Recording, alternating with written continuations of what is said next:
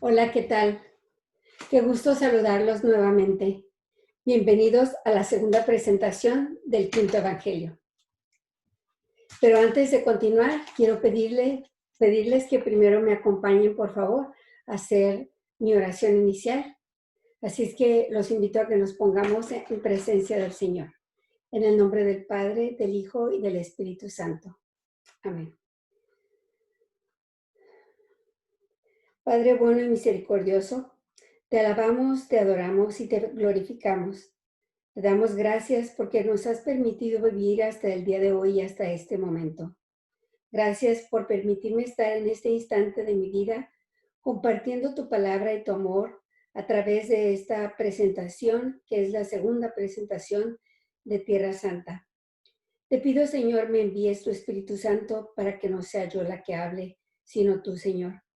Hazme instrumento de tu voluntad para poder transmitir lo que tú quieres que reciban cada una de las personas que me escuchen. Ilumíname, Señor, y llame en todo momento. Todo esto te lo pido a través de Jesucristo nuestro Señor. Amén. Así como también te pido por todas las personas que están en este momento escuchándome, te pido por ellas y por todas sus familias, porque escuches sus oraciones, Señor, y porque cualquier situación que estén viviendo, por dura que sea, siempre vean la luz a través de ti, Señor. Te lo pedimos todo esto a través de Jesucristo nuestro Señor. Amén. En el nombre del Padre, del Hijo y del Espíritu Santo. Amén. Bueno, pues primero que todo, déjenme presentar a mis compañeros que tengo aquí a un lado. He decidido que me acompañen de aquí en adelante en las siguientes presentaciones de Tierra Santa, ya que me los he traído desde allá, de Tierra Santa. Fue un gran logro haberlos podido transportar y que hayan llegado bien. Son de madera de olivo de Israel y pues son un tesoro para mí ahora. Así es que nos estarán acompañando en las siguientes presentaciones, por lo menos de Tierra Santa. Y después de esto, pues también les quiero decir que me siento muy bendecida y muy entusiasmada por la respuesta de todos ustedes que han tenido ante la primera presentación que les hice llegar. He recibido muy buenos comentarios, que les ha gustado el trabajo a través de mensajes de texto, de Facebook, Messenger. También he recibido algunas llamadas y pues les doy muchísimas gracias. Me han dicho también y se preocupan porque dicen que no pueden suscribirse a la página o porque no pueden dejar un comentario. A muchos no les gusta, solamente les gusta poner el famoso like. A otros se nos olvida, a mí también se me olvida. Constantemente estoy viendo videos a través de YouTube y muchísimas veces me salgo y se me olvida poner un like. Así es que no se preocupen, eso no es lo importante. No, lo importante no es el número, la cantidad de personas que ponen like. Todo esto lo hacemos para gloria del Señor, no para gloria nuestra. Claro que si les gusta el trabajo y se acuerdan de poner un like, pues se los agradezco porque pues también es halagador saber que aprecian lo que uno está haciendo, pero todo esto uno lo hace por Dios y para Dios. Y si una persona, aunque sea una sola, se beneficia de esto, pues ya me doy por satisfecha. Y una amiga muy querida me dijo, Irma, he llorado con tu presentación y eso me conmovió también mucho porque pues significa que se conmovió con las palabras que le envió el Señor a través de mí y pues eso ya es más que recompensa. Así es que no se preocupen, sigamos adelante y en las cosas de Dios siempre hay un misterio y solo Él sabe lo que está, todo el beneficio que está oculto atrás de nuestro trabajo. Ok, entonces, pues para seguir adelante vamos a empezar o voy a empezar por compartirles el programa que tengo. que espero que haya sido de beneficio para todos ustedes. La vez pasada, y confiando en esto, pues, ok, le he hecho algunos cambios, algunas mejoras. Espero que todo esté bien, ¿verdad?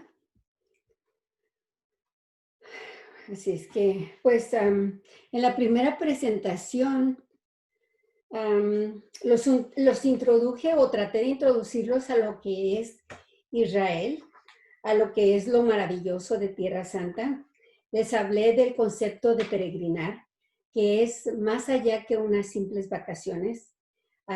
Es en sí ir en busca de Dios, el llegar a encontrarnos con Él, el aceptar los retos que se nos van presentando a través del peregrinaje, de asumirlo con un espíritu recio y de dejarnos ayudar por los demás, por todos aquellos que nos acompañen en este peregrinaje, que vaya que los necesitamos, en algún punto los necesitamos y nos necesitan.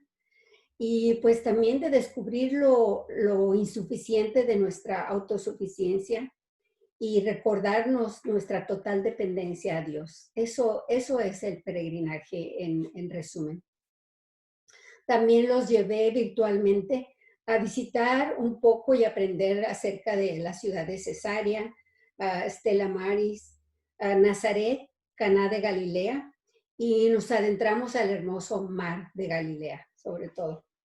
Así que los invito a que sigamos nuestro recorrido por Tierra Santa desde mi humilde perspectiva, desde mi humilde experiencia, y sin más preámbulos, pues comencemos. Esta fotografía se las volví a poner, fue la última que les puse en la presentación anterior. Es muy bella, el mar está hermoso y recuerdo exactamente cuando la tomé. Recuerdo ese momento, por eso es que me gusta tanto. Así es que con esta fotografía he querido empezar nuevamente.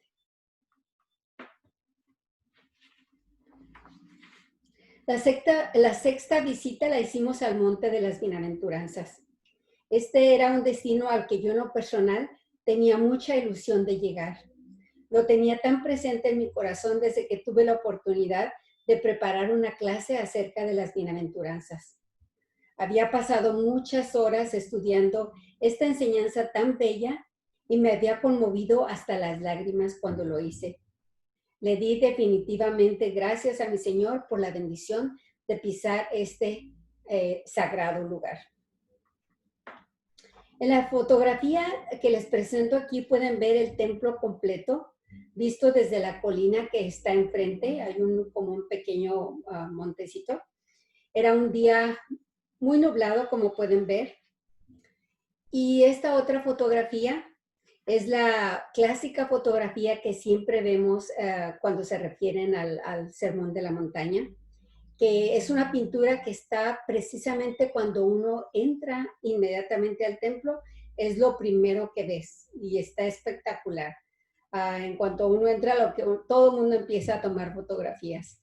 Entonces, de hecho, esta fotografía la tuve que recortar bastante y gracias a Dios fue una, yo creo, de las pocas que pude lograr recortar y que se vea completa sin que salgan todas las fotografías y caras y cabezas que están al frente de mí, porque pues yo no soy muy alta, entonces sí, era difícil, por más que levanté los brazos, me fue muy difícil tomarla, pero aquí está. Y es la imagen de Jesús dando el sermón del monte. En el capítulo 5 del Evangelio de San Marcos comienza lo que se llama el Sermón de la Montaña, que abarca hasta el final del capítulo 7. Jesús predicaba en diferentes sitios y la mayoría de ellos fue en la región de Galilea, en Cafarnaún, en las sinagogas, a la orilla del lago, en las laderas de los montes. Eso nos lo dicen los 4 evangelios. Es por ello que Mateo comienza diciendo: y al ver aquel gentío subió al monte, y después de sentarse, se le acercaron sus discípulos y tomando la palabra los instruía. Y promulgaba las bienaventuranzas que son como una ley.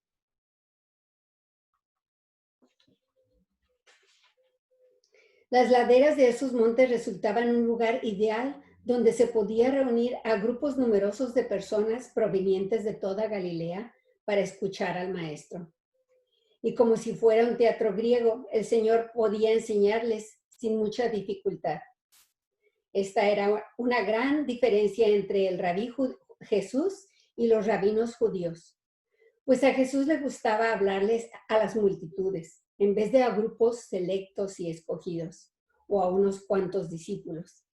Otra gran diferencia era que los judíos se limitaban a enseñar la Torá y explicar su sentido, mientras que Jesús iba más allá. Hablaba directamente al corazón, al corazón de Dios, el cual les dio la Torá, y llega a ponerse incluso por encima de la Torá misma. Y él les decía: habéis oído que se dijo, pero yo os digo.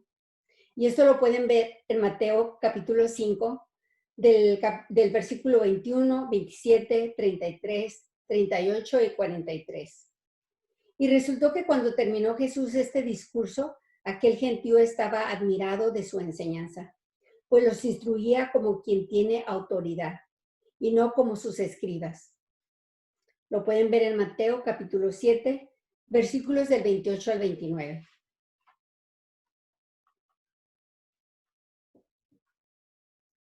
El templo del Monte de las Bienaventuranzas se encuentra a unos 2 kilómetros de la ciudad de Cafarnaúm. Y aquí se lo señalo con el mapa, con esta estrellita roja. Estuvo allí en un principio un monasterio bizantino, pero desde el siglo XIX se encuentra ahora custodiado por las Madres Franciscanas. En 1937, el arquitecto Antonio Berluzzi levantó la iglesia en lo alto del monte donde se conmemora la enseñanza de Jesús. Entonces, ahí les puse la estrellita para que se ubicaran más o menos y vean dónde está el Monte de las Bienaventuranzas, muy cerca del Mar de Galilea. Y a un lado pues está el majestuoso Templo del Monte de las Bienaventuranzas. Este arquitecto Antonio Berluzzi es el arquitecto de varios templos ahí en Tierra Santa.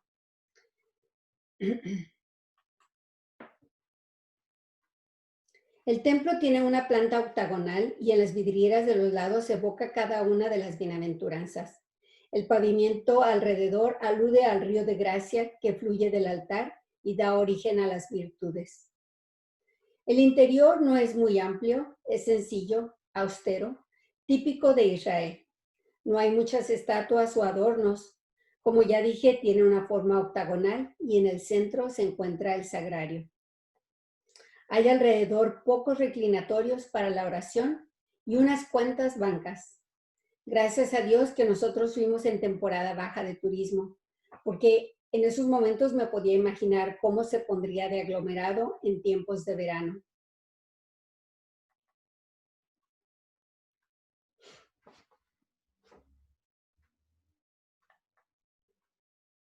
Y aquí les presento sobre esta hermosa fotografía también del Templo de las Bienaventuranzas, las Bienaventuranzas de Jesús.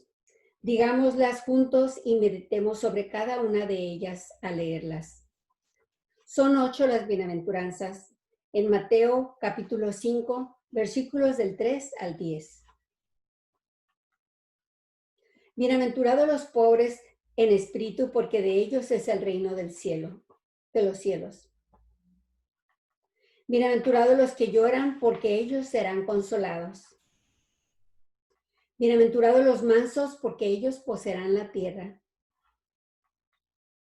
Bienaventurados los que tienen hambre y sed de justicia, porque ellos serán saciados. Bienaventurados los misericordiosos, porque ellos alcanzarán misericordia. Bienaventurados los limpios de corazón, porque ellos verán a Dios. Bienaventurados los que trabajan por la paz, porque ellos serán llamados hijos de Dios. Bienaventurados los perseguidos a causa de la justicia, porque de ellos es el reino de los cielos. Para mí, la bienaventuranza que más me gusta, mi favorita, es la número 6. Bienaventurados los limpios de corazón, porque ellos verán a Dios.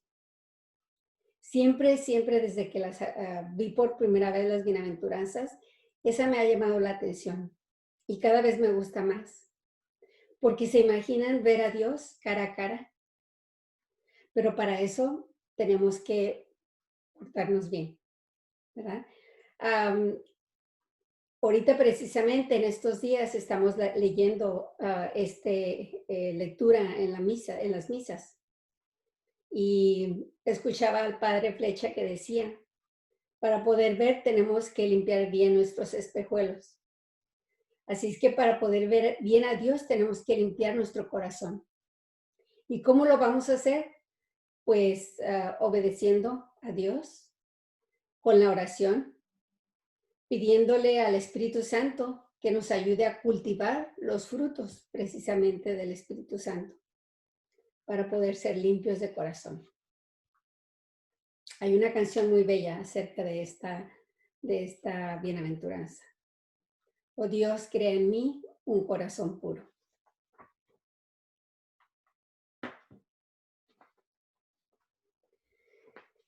Meditemos un poco. Las enseñanzas de Jesús nos muestran que su corazón conoce la vida como nadie, como su creador. Sus bienaventuranzas y parábolas nos hacen ver a Dios, a uno mismo, a los de al lado, a los lejanos con una mirada distinta, una mirada que se corresponde con el anhelo más hondo de verdad y amor que descubrimos dentro de nosotros. Y esto lo descubrimos al escucharle a Dios, al leerlo, no al mirarnos al espejo. ¿Cuánto necesita nuestro mundo hombres y mujeres con esta mirada? Qué bien nos conoce el Señor y conoce a su Padre. El buen pastor, así se define, a quien enseña a buscar los verdes pastos y atravesar las cañadas oscuras de la vida. Pidámosle al Señor que nos mire y nos enseñe lo que aquí enseñó. Señor, haznos dichosos, bienaventurados por poder creer en ti. Que tu palabra y tu presencia resuene en nuestro corazón como lo hicieron cuando enseñaste en estas laderas. Sabemos que eres un Dios compasivo hacia los pobres, los mansos, los que lloran, los limpios de corazón, los perseguidos por su fidelidad a la justicia del reino de Dios. Dios se compadece de estas personas que con frecuencia son despreciadas por el mundo. Las bienaventuranzas nos descubren el corazón del Dios de la misericordia. También cuando visitas Tierra Santa, definitivamente tocas y recuerdas los misterios del Santo Rosario. Y claro está porque están basados esos misterios en la vida de Jesús. Entonces el Monte de las Bienaventuranzas nos evoca al tercer misterio luminoso que es la proclamación del reino de Dios.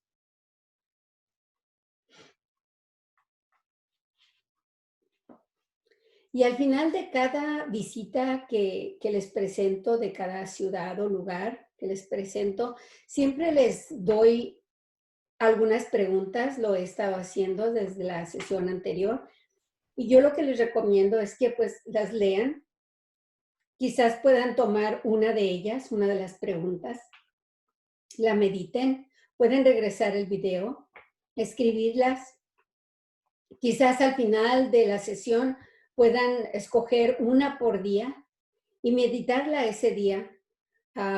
Quizás investigar un poquito más sobre esa pregunta, respondernos la pregunta. Y de esa manera, pues podemos estar pensando más acerca de Dios durante el día o podemos incrementar nuestra fe, incrementar nuestra devoción, acercarnos más a Dios. Se los recomiendo, se los aconsejo, ojalá lo puedan hacer. Y las preguntas en esta ocasión dice, ¿conozco bien el mensaje de las bienaventuranzas? ¿Es Jesús un maestro para mí? ¿Es posible la felicidad, bienaventuranza que aquí se enseña? Está al alcance el Padre del cielo que Jesús mostró aquí.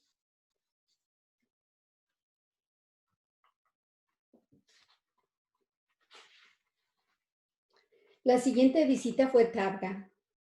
Se extiende por la costa noreste del mar de Galilea.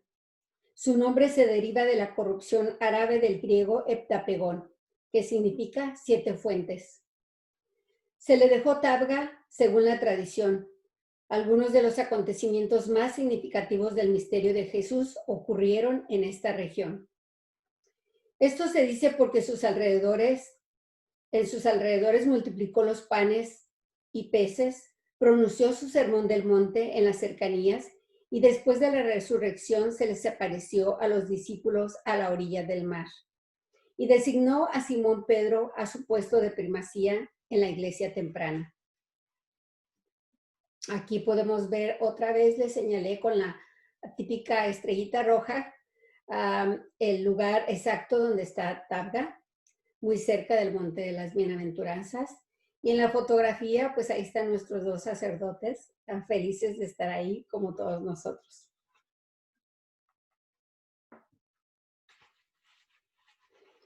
Al este de Tabga se encuentran unas aguas termales que fluyen cristalinas de 7 fuentes. De allí viene su nombre. Ya una no existe, pero 4 de ellas son de agua caliente y 2 de agua fría.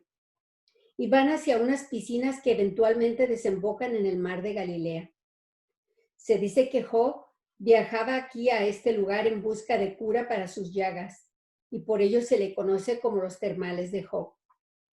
Y cerca de allí, en una montaña, hay una caverna conocida como la caverna de Job, donde se dice que vivió después de los trágicos eventos que le sucedieron de acuerdo al libro de Job en la Biblia. Nosotros no visitamos este lugar de los termales, pero lo quise mencionar ya que les expliqué el significado de heptapegón, que es 7 fuentes, y de aquí procede el nombre. También para traer a relucir a Job y decirles que es un libro fascinante, muy sabio, lleno de aprendizaje. Para quien no lo ha leído, se los recomiendo cuando tengan oportunidad de leerlo. Yo hasta hace poco fue que lo leí, recomendado por una muy amiga, y me gustó mucho. Es una gran enseñanza ver cómo Job nunca perdió su fe en el Señor a pesar de todos los trágicos eventos que le ocurrieron. Y es un gran ejemplo para nosotros. Entonces nosotros lo que visitamos realmente fue la iglesia de la primera alimentación de la multitud, y esta es la fachada, ahí les puse las letras en este momento. Y también aquí abajo es el altar principal de la iglesia. Y este de a un lado pues es un jardín que está en el atrio de la misma iglesia. La primera iglesia fue edificada en el año 350 por un conde llamado José de Galilea.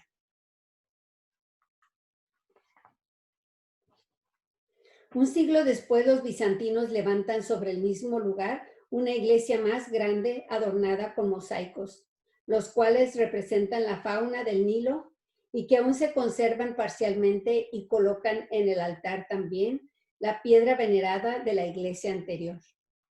Entonces aquí están abajo de la fotografía grande donde se ve una toma de casi toda la iglesia, bueno, por lo menos de lo que es el medio, y abajo están los mosaicos que les digo, que son muy antiguos, los tienen cercados, no puedo no pasar por ahí porque en realidad están incrustados en el piso.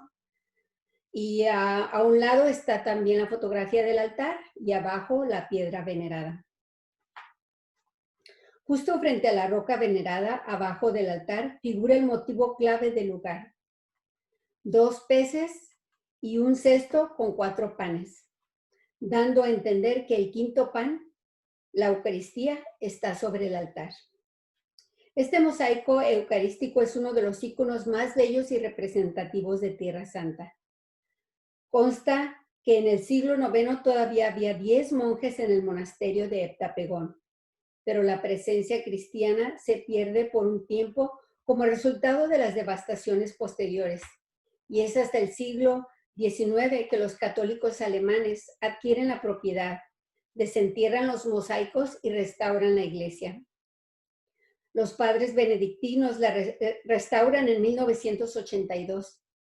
En Tabga no existen vestigios arquitectónicos, pero sí se cuenta con un indicador especial que es la presencia de una roca venerada, la cual es una especie de monumento judeocristiano que señala un lugar sagrado, en consonancia con la tradición bíblica de marcar con piedras determinados sitios. Entonces allí ven la piedra venerada donde está la velita, la lucecita. Y pues enfrente está el icono de los 2 peces y los 4 panes.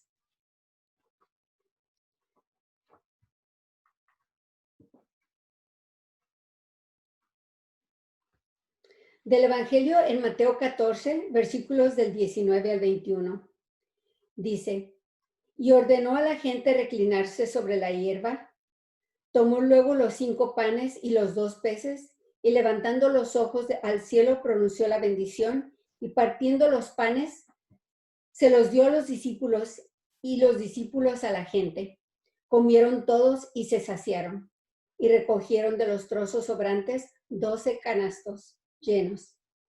Y los que habían comido eran unos 5,000 hombres, sin contar mujeres y niños. Entonces ahí les muestro nuevamente el icono que lo ves muchísimo por todo Israel. Es algo muy emblemático para ellos.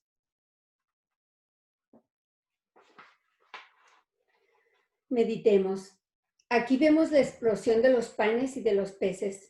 5 panes alimentaron a más de 5,000 personas. Jesús estaba mostrando un amor excepcional por el que tiene hambre, todo tipo de hambre. Y se nos estaba mostrando cada vez más, para poder luego definirse como el pan de Dios para los hombres y prometer otro pan, el de cada misa, que es más fuerte que el dolor y que la muerte, porque es Jesús mismo. Los que comieron aquel día quedaron tan sorprendidos que querían hacerlo rey. Comieron, pero no lo conocieron, no lo reconocieron. Pidamos que la sorpresa ante lo que pasó en ese momento nos lleve a escudriñar su secreto, su palabra, a entrar en su misterio, a pedir fe para reconocerle. Y al ir viendo quién es Jesús, reconocer el hambre de nuestras almas, que Él quiere saciar. Ayúdanos, Señor, a todos. Lo que pasó en este acontecimiento es muy consolador y prometedor, y muy necesario en muchos corazones. En las preguntas para reflexionar les digo, ¿qué pan necesito en la vida para ser yo mismo, para amar o seguir amando?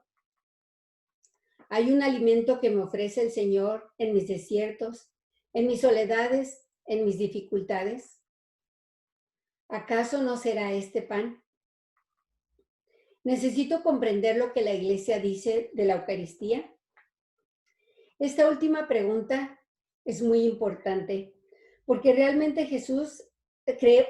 creemos que Jesús está presente en la Eucaristía.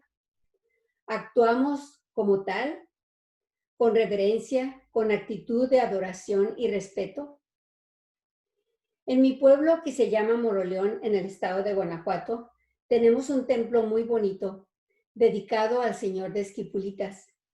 Y espero un día pronto poderles tener una presentación acerca de la historia del mismo, que es muy bella. Es un templo expiatorio donde el Santísimo está expuesto siempre. La iglesia no se puede cerrar durante el día. En la noche pues ya la cierran por seguridad, pero el Santísimo siempre está expuesto. Y la gente, nosotros, los que pasamos frente al templo, siempre o nos persignamos o hacemos un acto de reverencia. Nunca pasamos frente a su puerta como si pasáramos frente a cualquier edificio, porque sabemos que la presencia del Señor está allí y se siente al entrar al templo. Se siente, el templo huele a santidad, especialmente que siempre está adornado con flores frescas. Es muy bello el templo.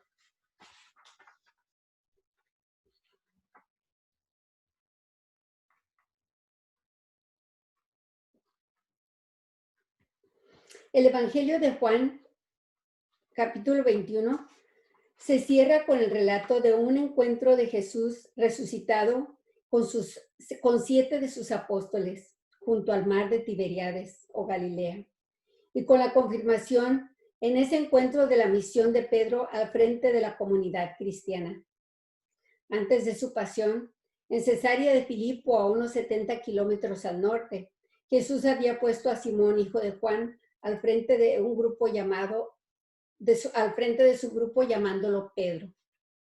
Tras la resurrección de Jesús y a la orilla del lago, el Evangelio de Juan nos dice que los 7 discípulos pasaron la noche pescando en vano y al volver por la mañana a la orilla, Jesús les ordenó echar las redes a la derecha. Lo hicieron y capturaron 153 peces. Al desembarcar, vieron que el Señor les tenía preparadas unas brasas con pan y pescado. Después de comer, Jesús le preguntó a Pedro por 3 veces si le amaba, en alusión a las 3 negaciones de Pedro en Jerusalén. Y a la triple respuesta de Pedro, le encomendó cuidar a su rebaño y le indicó de qué muerte moriría.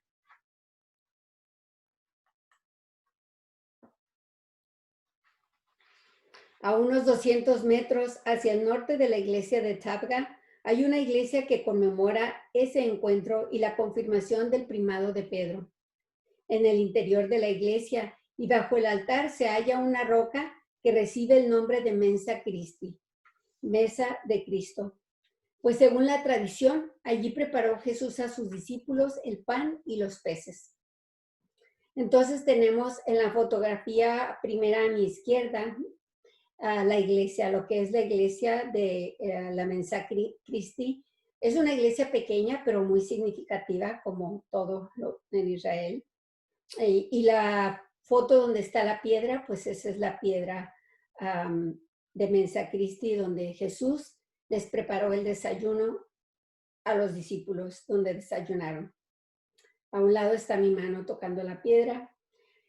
Pero ¿se imaginan que Jesús te prepara el desayuno? ¿Te imaginas desayunar con Jesús, aun cuando uno lo prepare? Eso es algo hermoso y era la reflexión que teníamos en ese momento, ¿verdad? Lo bello que debió haber sido y sería para todos nosotros desayunar con Jesús.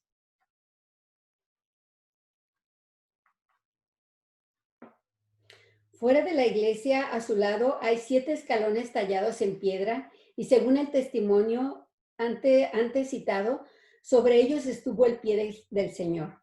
Los escalones dan a la roca en el interior de la iglesia por una puertecilla. Entonces ahí tienen los escalones y con el letrero que es tierra sagrada allí. En 1933 los franciscanos levantaron la iglesia actual sobre las ruinas de una capilla cruzada del siglo XIII, que a su vez había sido renovada por todas las invasiones anteriores. En las inmediaciones se han instalado capillas al aire libre para el uso de los grupos de los peregrinos. En 2 de ellas hay 2 mosaicos alusivos a la visita de los 2 únicos papas que han visitado este lugar, que son Pablo VI en 1964 y Juan Pablo II en el año 2000. Cabe mencionar que ningún papa había visitado Tierra Santa después de Pedro, hasta que fue Pablo VI y luego Juan Pablo II. Y ese es un dato que a mí me impresionó y me entristeció a la vez mucho. Yo no lo sabía. Dije, ¿por qué? ¿Por qué no iban?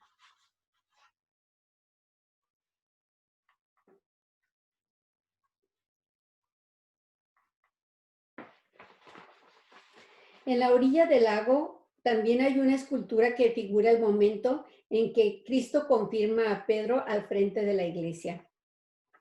Y en el Evangelio lo pueden ver en Juan capítulo 21, versículos del 15 al 22. Es cuando el Señor le dice a Pablo, perdón, a Pedro. Le dice, Simón, hijo de Juan, ¿me amas más que estos? Y Pedro contesta, sí, Señor, tú sabes que te amo. Y le dice, apacienta mis ovejas. Se lo pregunta, ya sabemos, 3 veces. Y en la tercera, pues Pedro se entristece y dice, Señor, tú lo conoces todo, tú sabes que te amo. Y Jesús le dice, sígueme. Les quiero también aquí comentar que hay una canción muy hermosa de la hermana Glenda llamada Tú sabes que te amo. Es muy bella y más bella porque ella también canta hermoso. Ojalá la puedan buscar en YouTube o iTunes o Spotify. La van a encontrar y escúchenla, dense la oportunidad de escucharla. Es muy bella.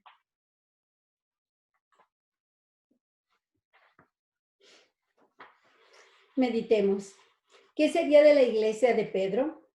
Miles de iglesias que lejos de revelar ocultan tu rostro, Señor. También la de Pedro, cuando creen saber más que él. Señor, danos esta claridad, este sentir con la iglesia que Pedro reúne. Te lo pedimos no por corporativismo, sino para poder reconocerte siempre y mostrarte al mundo. Nos sorprende una iglesia tuya convocada en torno a alguien tan débil, tan semejante a nosotros. Verdaderamente, o es tuya o no vale la pena, ni duraría mucho de no ser así. Pero si lo es, tiene un amor muy grande que gozar y ofrecer a tus hermanos, que es tu amor. Un amor al calor del cual puede convertirse y convertir, pero solo contigo, Señor. Danos la sabiduría de ese sentido de iglesia y de ti. Esta fue una experiencia muy hermosa, estar allí en ese lugar de Mensa Christi. Era un día, recuerdo, soleado, hermoso. Los jardines también se veían bellos, había poco turistas gracias a que era baja temporada. Y allí pues podíamos reflexionar en los jardines, pudimos estar un poco. Fue muy emocionante entrar al templo, tocar la piedra, que solamente de pensar que ahí Jesús les preparó el desayuno a los apóstoles, te enternece. Y también ver los escalones por donde él pisó. Al frente de la iglesia hay una pequeña playa y ahí pues pueden ver el mar. Esa fue una fotografía también que tomé desde la iglesia. El agua es una pequeña playa muy, muy bonita. Te invita a quedarte allí y poder leer un libro, pero pues no podíamos quedarnos, ¿verdad? Como ya dije en un principio, en una peregrinación no te puedes detener a descansar y relajarte y quedarte allí cómodamente, porque tienes que seguir peregrinando para poder llegar y alcanzar tu meta. Así es que por mucho que me quería quedar ahí, pues no podía, pero el agua es cristalina, limpia, puedes ver los pececillos y las piedras y pudimos tocar el agua fresca, clara. Fue muy bonito esa visita. Entonces lo único que podíamos decir es nuevamente, gracias Señor, y se nos salían las lágrimas. Y las preguntas para esta visita son, ¿puede la iglesia ser la forma en que Cristo quiso hacerse presente en la historia? Yo creo que sí. Me doy cuenta de que un Jesús aceptado al margen de la comunidad que él constituyó es una abstracción, una pura idea que no cambia mi corazón. ¿Puedo también yo estar llamado por Jesús a seguirle?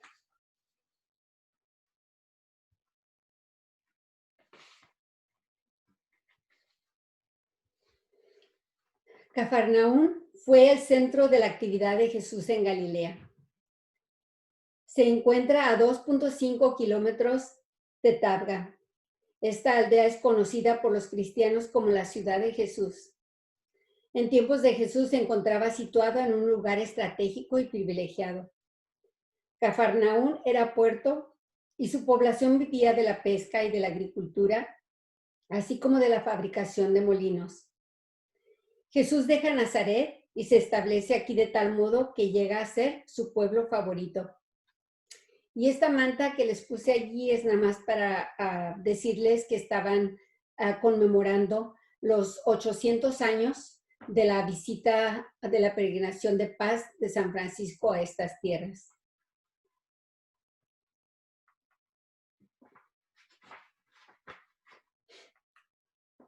Jesús se hospeda en la casa de Pedro, que es la que vemos allí precisamente detrás de la palma.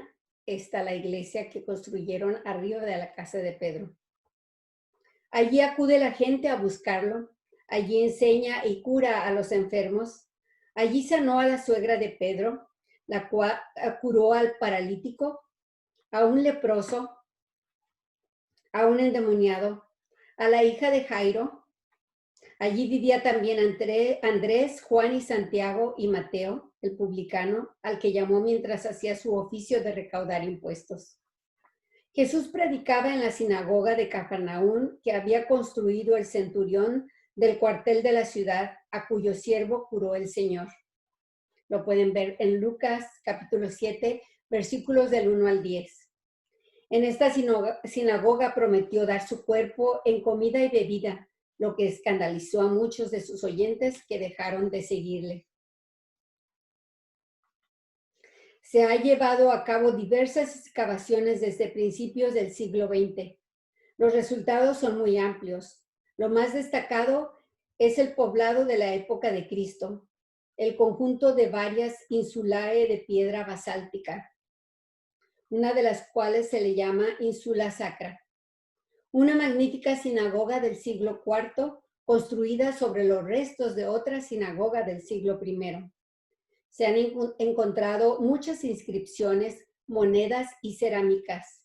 Se logra la identificación de la casa de Pedro.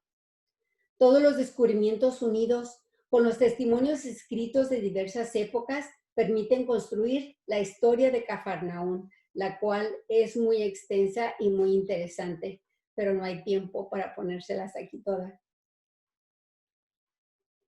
Pero sí es muy importante, por ejemplo, mencionar algunos datos, ¿verdad? Aquí tenemos más ruinas.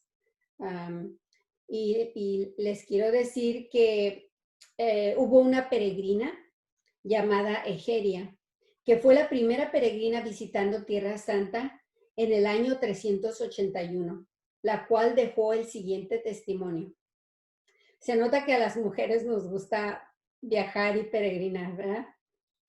En Cafarnaún, la casa de Pedro ha sido convertida en iglesia, dijo ella. Sus paredes están hoy como fueron entonces. Allí curó Jesús al paralítico, allí también está la sinagoga en la que curó al endemoniado. Esta sinagoga está construida con piedras cuadradas. Es por ello que al encontrar todas estas ruinas y al comparar los datos, saben los expertos que data de los tiempos de Jesús. Y aquí les puse unos poquitos de datos para que sepamos algo más de Cafarnaún. Dice, en el siglo V los bizantinos construyen una iglesia octagonal. Entre los siglos 7 y 8 hay una invasión persa que destruye el pueblo. En el siglo IX Cafarnaún desaparece de la historia. En el siglo XVI los beduinos ocupan la zona. En 1886 algunos padres franciscanos empiezan excavaciones. Y de 1910 a 1926 los padres terminan de descubrir la sinagoga y la basílica bizantina del siglo V. En 1990 se inaugura la iglesia memorial de Pedro. El diseño evoca a la barca de Pedro y el altar se encuentra donde estaba la sala venerada, donde los discípulos se reúnen para orar con Jesús. Se puede ver los restos de la casa en el sótano a través de un oráculo en medio de la iglesia, los cuales ahorita les voy a mostrar. Entonces ahí también tuvimos misa y la fotografía grande que está allí es donde el interior de la iglesia y la parte del medio es el oráculo del que estoy hablando, que es como un tragaluz. Está cercado alrededor para que las personas puedan acercarse a él y ver a través del vidrio abajo, que es donde era la sala venerada, donde se reunían los discípulos con Jesús a orar. Allí es donde estaban cuando la gente llevó al paralítico y descubrió el techo para introducirlo y que Jesús lo curara. Aquí les muestro en esta fotografía que acabo de poner cómo se ve a través del vidrio la parte de abajo donde era la sala venerada.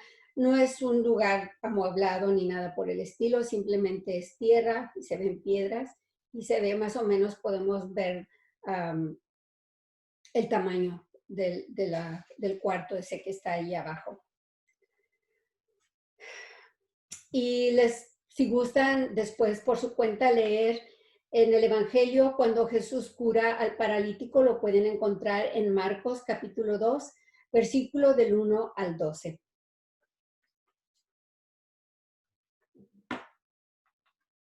Aquí está otra fotografía, es cuando estamos todos allí viendo a través del oráculo.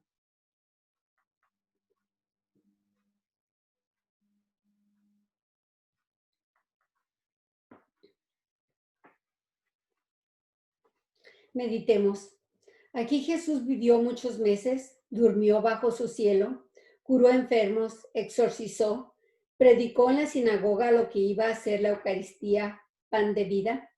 Aquí empezaron a dejarle los que habían creído en él, los que habían dejado más bien de creer en él, por decir que habían de comer su cuerpo y de beber su sangre.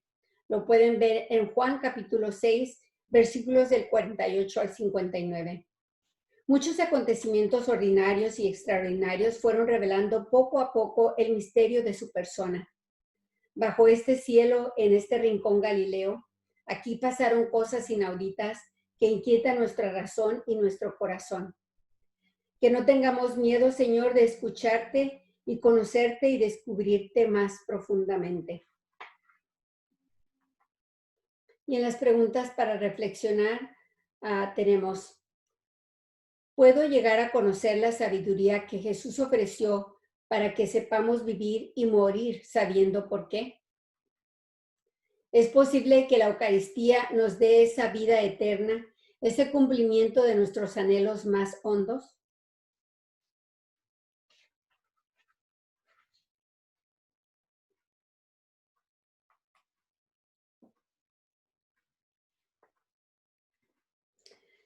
Este otro sitio se llama Magdala. Magdala está localizada en la orilla occidental del mar de Galilea. Es la ciudad de encuentro en la historia entre judíos y cristianos. Como pueden ver en el mapa, ahí con la estrellita ya vamos más hacia el sur. Vamos nuestro camino ya más hacia el sur. La ciudad de Magdala era la ciudad de María Magdalena. Aquí nació y aquí vivió. Ayudó a apoyar el ministerio de Jesús, ya que fue también su fiel discípulo. Y ahí tenemos las esculturas esas de Jesús y María Magdalena. El escenario de atrás, aunque se ve muy bello para ser verdad, pero es natural. Magdala fue una próspera ciudad de pescadores en tiempos de Jesús, la cual revivió después de los hallazgos arqueológicos encontrados en los vestigios de un puerto antiguo judío. Se descubrió una sinagoga del siglo I y uno de los objetos más preciados es la piedra memora que les presento allí, descubierta solamente en el año 2006. Estudios dicen que es parte de una sinagoga que data del tiempo cuando el segundo templo aún existía. Ahí también pueden ver a un lado muchas de las excavaciones y de las ruinas que han encontrado.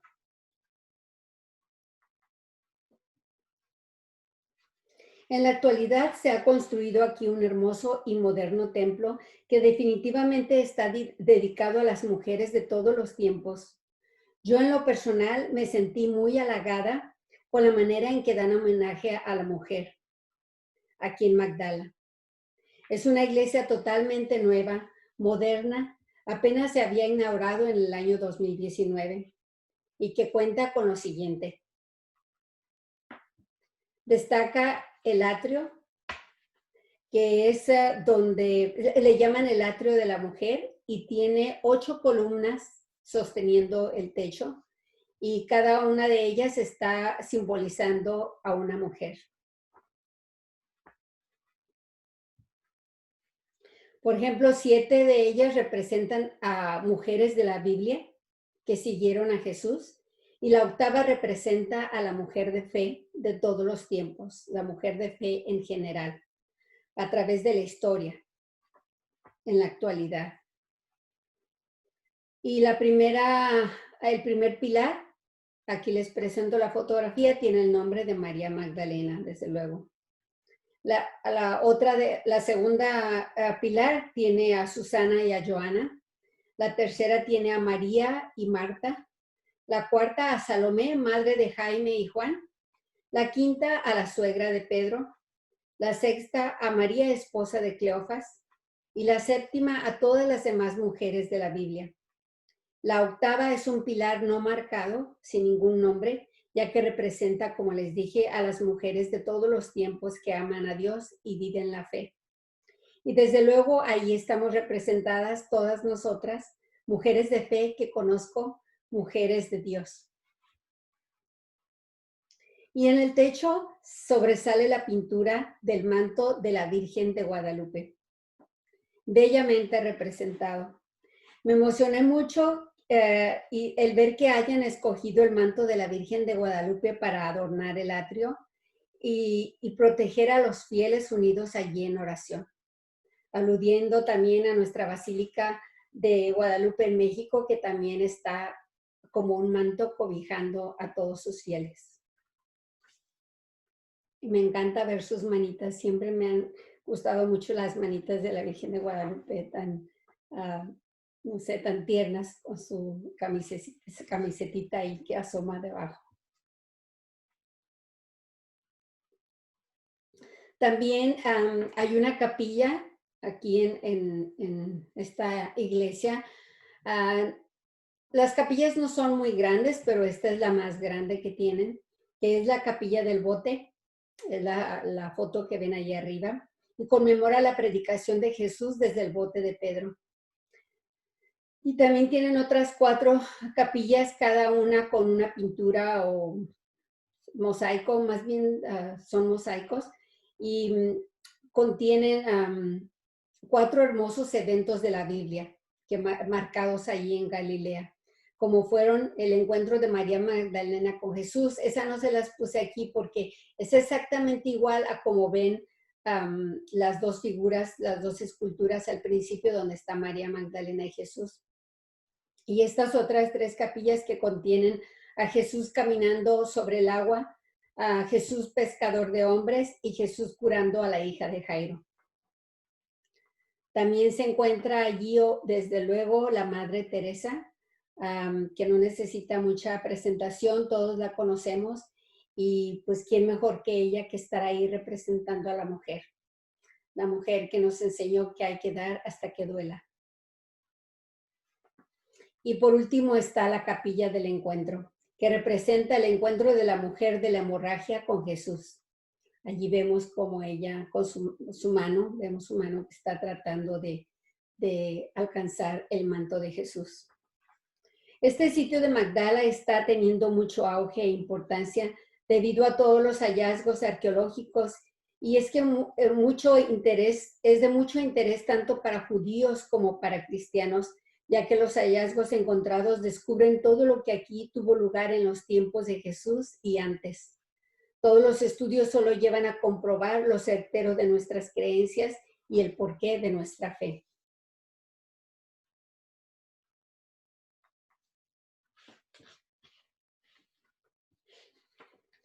El monte Tabor se encuentra en la región de Galilea a unos 10 kilómetros de Nazaret y algo más del lago de Tiberíades y de Genesaret. A pesar de su pequeña altura de 588 metros, destaca sobre las planicies que lo rodean. Entonces allí pueden ver con la estrellita dónde está exactamente. Ya en estos momentos ya nos salimos totalmente de Galilea, ya no estamos en los alrededores del mar de Galilea, ya vamos más hacia el sur y hacia nuestro rumbo a Jerusalén. En el monte Tabor se conmemora la transfiguración del Señor, es decir, su manifestación como Salvador ante tres apóstoles escogidos, Pedro, Santiago y Juan, antes de someterse a su pasión y muerte. Se les presenta en forma muy íntima a estos tres apóstoles que les dará como un consuelo cuando pronto se les presente como siervo doliente en su pasión. Pero ahora les da una muestra de la gloria que sucederá a su aparente fracaso. Entre 1919 y 1924, Antonio Barluzzi levantó esta nueva basílica. Es de estilo neosirio bizantino. Las dos torres edificadas sobre anteriores capillas representan a Moisés y a Elías, y la nave central con sus tres ventanales evoca las tres tiendas de Pedro que quería levantar en la cumbre. La cripta tiene mosaicos que representan diversas transfiguraciones del Verbo, como la Natividad, la Eucaristía, su pasión y muerte y resurrección. El mosaico del altar mayor representa la transfiguración. Las dos capillas laterales representan al Padre y al Espíritu Santo.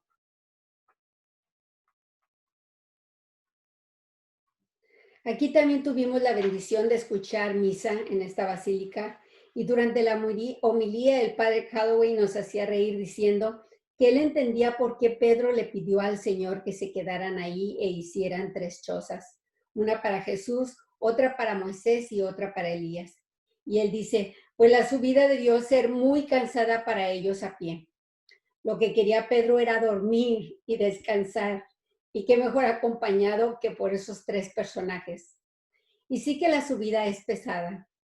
No la hubiéramos nosotros hecho caminando, nunca. Fue muy bonito conocer el monte Tabor y la homilía del Padre siempre nos remontaba a los tiempos en que ocurrió todo y a reflexionar e imaginarnos cómo debió de ser esos tiempos en la compañía del Señor. El padre Calloway es un sacerdote que es muy apasionado en sus homilías y nos transmitía sus emociones, al grado que acabábamos llorando, o por lo menos yo. Pero no, yo veía que todos los demás también. El Evangelio, la transfiguración, lo pueden encontrar en Marcos capítulo 9, versículos del 2 al 10. Les invito a que lo lean.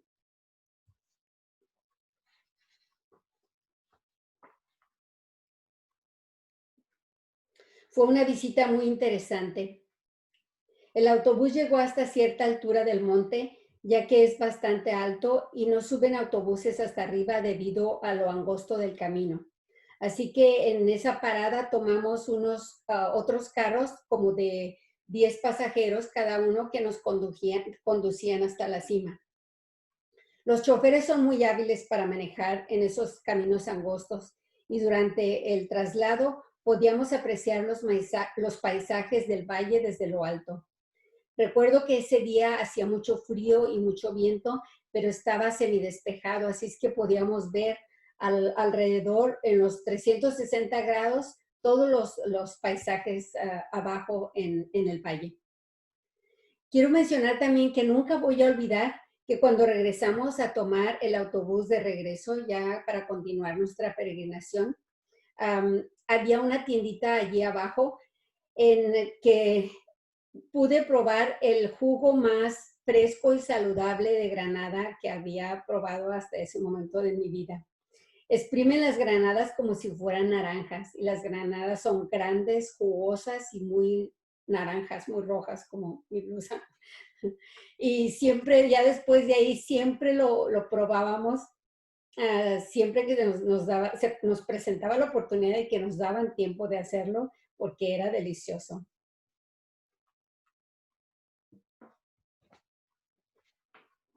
Meditemos. Aquí todo quedó muy claro, pero ellos no entendieron.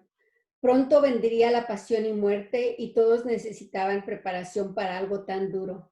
aunque los tres más cercanos a él no podían captarlo. Sepamos captar las pequeñas transfiguraciones, aunque no sea como esta, que se nos presenten en nuestras vidas. Sepamos poner a ese Cristo en relación con nuestra pasión. Pidamos ese don para nosotros de escucharle, de reconocerle como el Hijo amado y de valorar su pasión. El Monte de las Bienaventuranzas nos recuerda el misterio luminoso de la transfiguración del Señor. Y en las preguntas tenemos, ¿hay momentos en que puedo ver en mi vida la cercanía, la claridad y la paz de la presencia de Dios? ¿Puedo ver, aunque no con tanta claridad, la excepcionalidad de Jesús? ¿Por qué dudar en la oscuridad lo que he visto de Jesús en los momentos de claridad?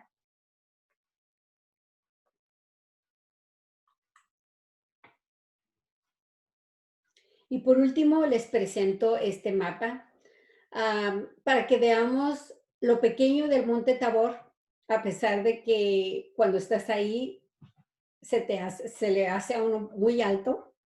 Y lo es porque está alrededor de un valle, entonces sí se ve bastante alto y subirlo no debe ser nada fácil a pie. Pero comparado, por ejemplo, con el monte más alto que ustedes pueden ver ahí, que es el Monte Hermón, pues se queda muy chiquito. Y comparado con los otros montes que están allí atrás, pues también, ¿verdad? El Monte Hermón, por ejemplo, tiene una altura de 9,232 pies y se encuentra entre Israel, el Líbano y Siria.